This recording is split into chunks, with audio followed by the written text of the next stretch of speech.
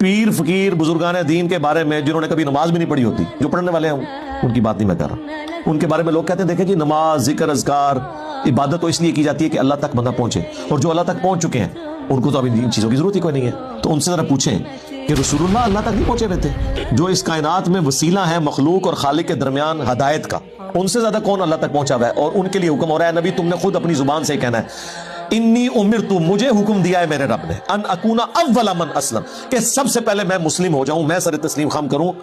वला तकूनन्ना मिनल मुशरिकीन, और यह भी हुक्म दिया गया है कि देखना मुशरिकीन में शामिल ना होना। यानी सबसे पहले मैं तौहीद का अलमबरदार हूं, सबसे पहले मैं अल्लाह का ताबे फरमान हूं, सबसे पहले मैं खुदा का मुती हूं, बाकियों को तो मैं बाद में दावत दूंगा, पहले तो मैं सर तस्लीम खम करता हूं।